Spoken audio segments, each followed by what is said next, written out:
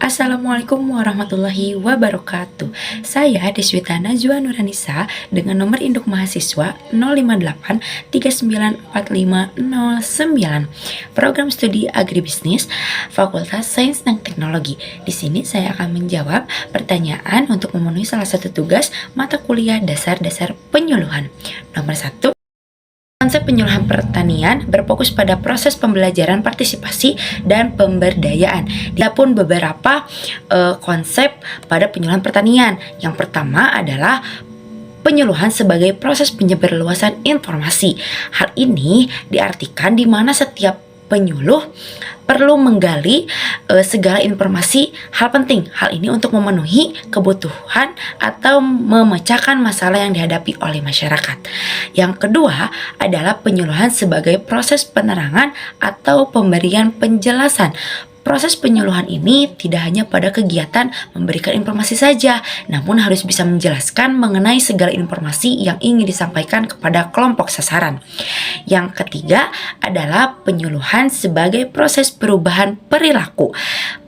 Pengertian ini merupakan perwujudan dari pengetahuan sikap dan keterampilan. Keempat adalah penyuluhan sebagai proses belajar, di mana kegiatan penyebarluasan informasi dan penjelasan yang diberikan dapat merangsang karena terjadinya proses perubahan perilaku yang dilakukan melalui proses pembelajaran atau pendidikan. Yang kelima adalah penyuluhan sebagai proses perubahan sosial. Keenam, penyuluhan sebagai proses rekayasa sosial atau social engineering. Ketujuh, penyuluhan sebagai proses pemasaran sosial atau social marketing. Yang kedelapan, penyuluhan sebagai proses pemberdayaan masyarakat. Dan yang terakhir adalah penyuluhan sebagai proses komunikasi pembangunan. Sasaran penyuluhan adalah pihak yang menjadi tujuan utama untuk kegiatan penyuluhan, seperti kepada petani, kelompok tani, atau pelaku agribisnis. Kenapa disebut sebagai sasaran? Karena mereka menjadi fokus utama perubahan yang ingin dicapai. Mereka juga yang harus bisa menerima informasi inovasi dan teknologi. Dan keberhasilan penyuluhan diukur dari perubahan pada mereka. Selain itu, mereka juga adalah pelaku langsung di lapangan dan mereka menentukan keberhasilan produksi pertanian dan berperan dalam ketahanan pangan. Kegiatan penyuluhan di Kabupaten Bandung, tepatnya di daerah Pangalengan. Nah, nama kelompok taninya adalah kelompok tani Bertnar. Di sini, kelompok tani Bertnar mengusung tema yaitu peningkatan produktivitas dan keberlanjutan pertanian melalui pengendalian hama yang ramah lingkungan dan pemanfaatan limbah pertanian, di mana sasarannya adalah kelompok tani kentang dan sayuran di daerah Pangalengan.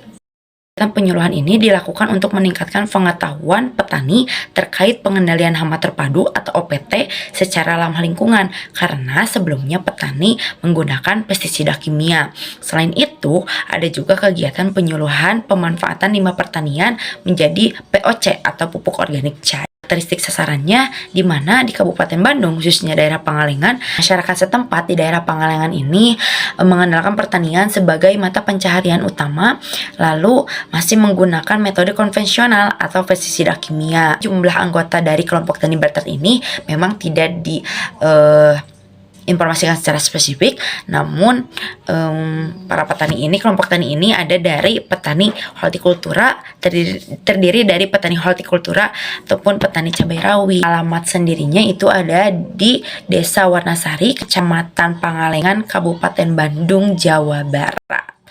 Visi dari kelompok tani Bertnar ini adalah visi meningkatkan kesejahteraan petani melalui pengelolaan usaha tani yang produktif, efisien, dan berkelanjutan. Misinya adalah meningkatkan hasil produksi pertanian, memperkuat kerjasama antar petani, dan mengembangkan pemasaran hasil pertanian. Nah, struktur dan peran kelompok tani di daerah Kabupaten Bandung ini biasanya memiliki ketua. Ketua ini adalah mengkoordinir kegiatan, lalu ada sekretaris. Sekretaris ini mengelola administrasi seperti surat menyurat, dan bendahara yaitu mengelola keuangan serta anggota pelaksanaan usaha tani. Kegiatan ini yang dilakukan biasanya adalah pelatihan atau penyuluhan, diskusi kelompok, kerjasama pemasaran, dan penerapan pada teknologi pertanian. Sekian dari saya, terima kasih. Wassalamualaikum warahmatullahi wabarakatuh.